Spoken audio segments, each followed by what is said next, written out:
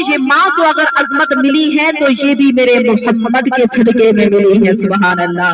اگر بیٹی کو اللہ نے گھر کی رحمت بنایا ہے تو یہ بھی میرے سرکار کا صدقہ ہے۔ اگر باپ کو جنت کا دروازہ بنایا ہے یہ بھی میرے محمد کا صدقہ ہے۔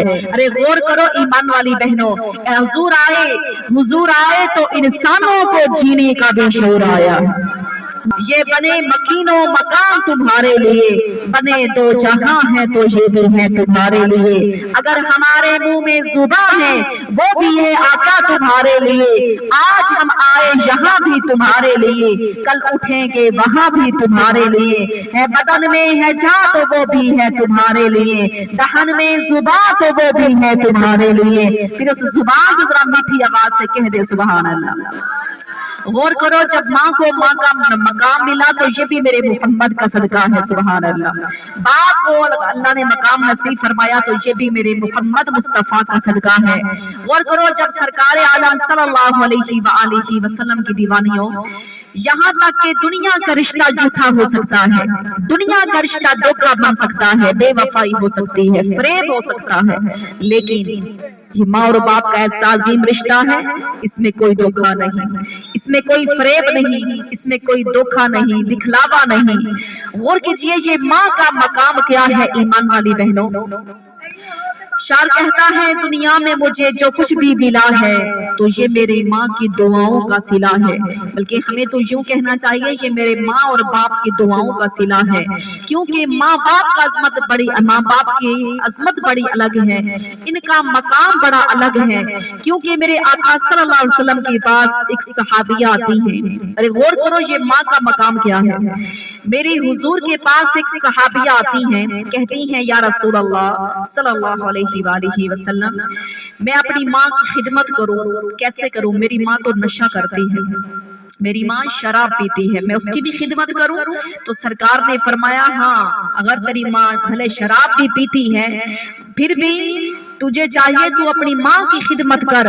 اگر تیری ماں وہ کہتی ہے کہ میری ماں میں خانے سے شراب لے آتی ہے، پیتی ہے، بے ہوش بھی ہو جاتی ہے، حضور فرماتے ہیں اگر تیری ماں شراب پی کر بے ہوش بھی ہو جاتی ہے، اگر وہ بے ہوش ہو جائے، تمہاری ماں شراب پیتی ہے تو بے ہوش ہو جاتی ہے، تو اگر وہ بے ہوشی میں گر پڑے تو تب بھی تیرا حق ہے تو اپنی ماں کو وہاں سے اٹھا اور صاف ستھری جگہ پر ان کو اٹھا کر لٹا اور ان کی خدمت کرنا۔ والی بہنوں، ہمارا اسلام تو ہمیں یہی درس دیتا ہے، اگر ماں نشے کی حالت میں بے ہوش پڑی ہے تب بھی اولاد کا حق ہے اپنی ماں کو سنبھالنے کا، ہمارا اسلام یہی ہمیں درس دیتا ہے۔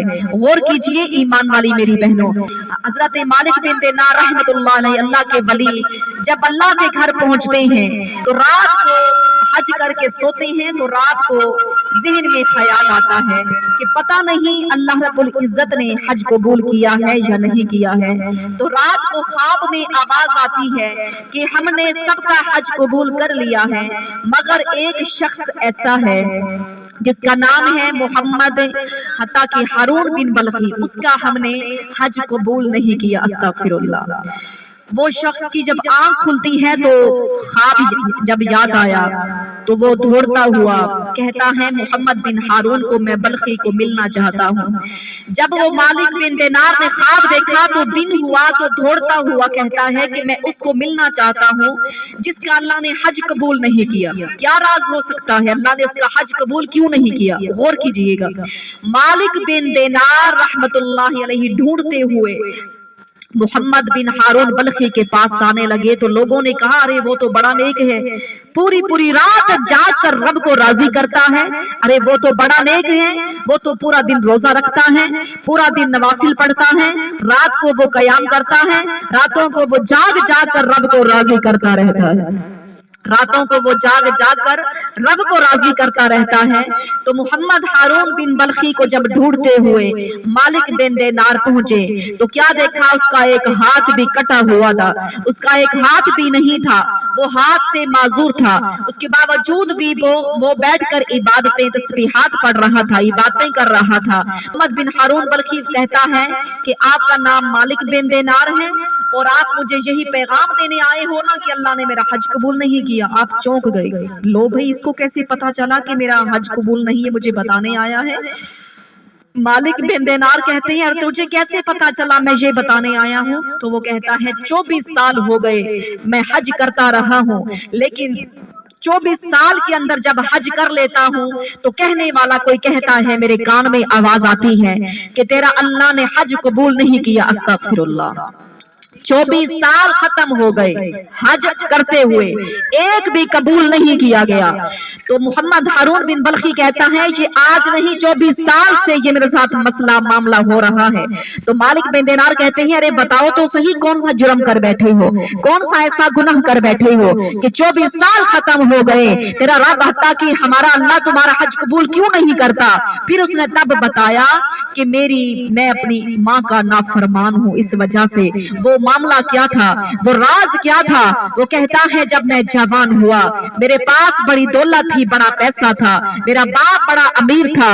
जब मेरे बाप का इंतकाल हो गया तो वो सारी हुकूमत मेरे हाथ में आ गई, तो मैं बड़ा होकर अयाश बन गया, नशा करने लग गया, अस्तगफिरुल्लाह, शराब पीने लग गया। जब मेरे पास पैसा था तो मैं बिगड़ गया, और मैं एक दिन शराब पी के घर में आता हूँ तो मेरी माँ तंदूर में रोटियां पका रही थी। आता हूँ तो कहा माँ जल्दी रोटी दो। माँ कहती है अरे रोजा नहीं रखता, कम से कम रोजादारों का एहतराम तो कर लिया करना, रोजा भी नहीं रखता, हमारा एहतराम भी नहीं करता। तो कहता है मैं नशे में था, मैंने अपनी माँ को उठाया, जलते हुए तंदूर में डाल दिया। अस्तगफिरुल्लाह। नशे में था, शराब पी के आया था, तो माँ को उठाकर जलते हुए तंदूर में डाल दिया।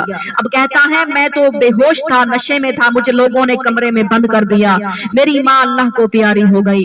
अब हत्ता के मेरे होश आने से पहले पहले मेरी माँ को कफन दफन का इंतजाम करवा दिया गया। जब मेरी माँ को दफन कर दिया गया, मुझे जब होश आया तो देखा मेरी बीवी अलमारी से कपड़े निकाल कर कपड़े पैक कर रही थी। तो मैंने अपनी बीवी से पूछा अरे तू कहाँ जा रही है, किस जगह की तैयारी कर रही है? तो बीवी कहती है मैं इस माँ के कातिल के साथ नहीं रह सकती, एक माँ के नाफरमान के साथ मेरी जिंदगी नहीं गुजर सकती। तो वो तब पूछता है माँ को क्या हुआ है? तब बीवी ने सारा मामला सुनाया, तू नशे में था और माँ को तंदूर में धक्का दिया, माँ तो दुनिया से चल बसी। अल्लाहु अकबर। गौर कीजिए ईमान वाली बहनों, जब इतने से जुमले सुनने थे तो मोहम्मद हारून बिन बल्खी बता रहा था, कहता है मैंने उसी वक्त अपने हाथ को काट दिया, जिस हाथ से माँ को धक्का दिया मैंने अपने हाथों को काट दिया ताकि रब राजी हो जाए। सारी जमीनें सारी जायदाद अल्लाह की राह में तकसीम कर दी और खुद अल्लाह के घर में आ गया। 24 साल तक हज करता रहा हूँ, रातों को जागता हूँ, दिन को रोजे रखता हूँ। जब भी हज करता हूँ तो कोई वली आता है, पैगाम दे जाता है कि तेरा हज कबूल नहीं किया गया। अल्लाहु अकबर। कहता है 24 साल के बाद भी आज भी यही पैगाम तुम देने आए हो ना? तो मालिक बिन दिनार ने भी थप्पड़ मार दिया, कहा कि तेरे साथ ऐसा होना चाहिए, तो एक माँ का नाफरमान है, एक माँ का कातिल है, तो तेरे साथ यही मामला होना चाहिए। जब थप्पड़ मार के ये भी आ गए, अल्लाह के वली रात को सोए तो हुजूर तशरीफ ले आए ख्वाब में। सरकार ने फरमाया कि मालिक बिन दिनार, उसको अल्लाह की रहमत से क्यों मायूस करके आए हो? उसकी भी बख्शिश तो हो जाएगी। कहा कि कैसे बख्शिश होगी? अल्लाह के नबी इतने माँ के नाफरमान, इतने बड़े कातिल, इसकी कैसे बख्शिश होगी? सरकार फरमाते हैं कयामत के दिन जब इसकी माँ अल्लाह की बारगाह में मुकदमा दर्ज करवाएगी, कहेगी अल्लाह इससे पूछो मेरा क्या कसूर था, मुझे इसने जला दिया था। तो अल्लाह अपने फरिश्तों से फरमाएगा इस माँ के नाफरमान को पकड़ो और आग में ले जाओ, जहन्नुम में डाल दो। अस्तगफिरुल्लाह। जब फरिश्ते इसको पकड़ कर लेके जा रहे होंगे तो ये माँ की तरफ मुड़ के देखेगा, कहेगा माँ देख दुनिया में कितनी मोहब्बत करती थी, माँ आज ये मेरे साथ बड़े जुल्म करेंगे, माँ मुझे जलाया जाएगा, माँ देख तो सही दुनिया में कितनी मोहब्बत किया करती थी, आज मेरे साथ ये बड़ा बुरा सलूक करेंगे, माफ कर देना माँ। जब माँ की तरफ ये पीछे मुड़कर देखेगा तो मेरे हुजूर फरमाते हैं तब माँ को तरस आ जाएगा और वो कहेगी अल्लाह बेशक मेरे बेटे ने मुझे जलाकर मारा था, मैंने अपने बच्चे को माफ फरमा दिया है, मैंने अपने बच्चे को माफ कर दिया है, इसने जलते हुए तंदूर में मुझे डाला, मुझे कत्ल किया, लेकिन माँ बर्दाश्त नहीं करती मेरा बच्चा आग में जले, मैंने अपने बच्चे को माफ कर दिया। अरे गौर तो करो ईमान वाली बहनों, ये माँ और बाप का मकाम क्या है। याद रखना ईमान वाली बहनों, बदबख्त वो शख्स है जो माँ बाप की खिदमत नहीं करता, उनसे दुआएं नहीं लेता और लोगों से कहता फिरता है हाय मेरे लिए दुआ किया करो। गौर तो करो मेरी ईमान वाली बहनों, नबी करीम सल्लल्लाहु अलैहि वसल्लम की दीवानियों, इसलिए कोशिश किया करो, क्योंकि माँ बाप जिनके राजी हो जाते हैं उन पर खुदा मुस्तफा राजी हो जाते हैं।